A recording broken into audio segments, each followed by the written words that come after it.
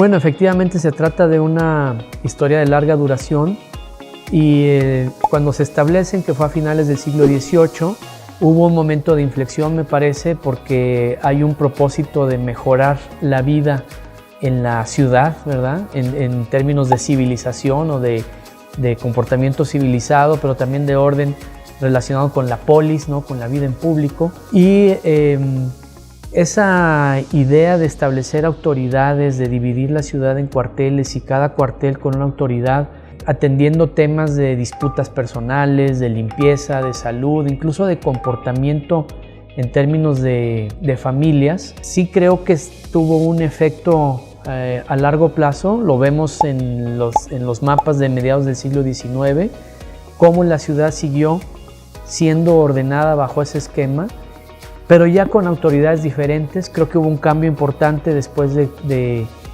la Reforma, de la época de la Reforma, cuando ya los barrios o los pueblos de indios son anexados como barrios a la ciudad. Ahí las autoridades se van diluyendo y todo va centralizándose más en la autoridad local, que es el ayuntamiento. Sin embargo, sí podemos ver cómo la ciudad fue creciendo y pues guardando cierto orden y traspasando las barreras naturales. En ese momento la llamada corriente o la zanja que delimitaba la ciudad era una corriente de agua, y después pues esa corriente traspasada a lo que hoy conocemos como un río urbanizado, el río Santiago, ¿no?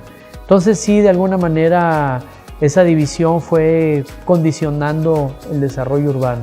Efectivamente, esta norma se estableció para la ciudad, entre comillas, española o la ciudad hispana, ¿verdad? Los pueblos de indios que se establecieron afuera de la ciudad, en los márgenes, tuvieron un desarrollo diferente.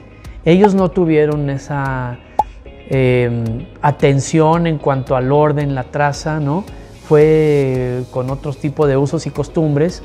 Pero sí hay que mencionar, por ejemplo, que su crecimiento se vio detenido. Por ejemplo, al sur, los pueblos de indios del norte pues no pudieron crecer al sur porque se encontraron con la mancha urbana de los españoles. Lo mismo de oriente, ¿no? Y los de poniente, o sea, no tuvieron hacia dónde crecer, sino hacia las afueras de la ciudad cada uno, ¿no? Hacia el norte, hacia oriente poniente, hacia sur, ¿no? Una especie como de emisión de rayos, podríamos decir, ¿no? Y claro que la ciudad española se topó con esas fronteras en los pueblos de indios.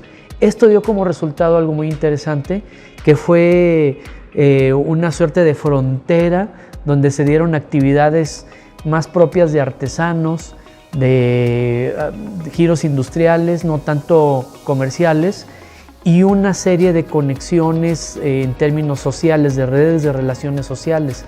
Y vemos que, bueno, las fronteras físicas, que también había fronteras simbólicas, se fueron traspasando, y esas relaciones, esas redes de relaciones se fueron dando cada vez más.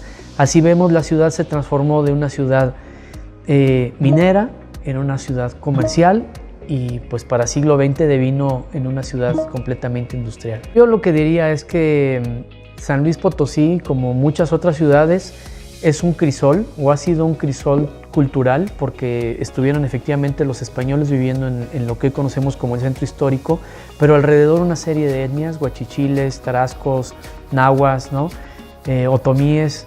Entonces se da ese crisol cultural que se manifiesta en esa variedad de espacios ocupados, ¿no? En esa diversidad de territorios, cada uno con una identidad propia, pero que al fin y al cabo están conviviendo unos con otros. Eso nos debería de llevar a pensar que las diferencias entre nosotros cada vez son menos, y deberíamos de sentirlas, esas diferencias cada vez menos, en el sentido de que compartimos múltiples culturas.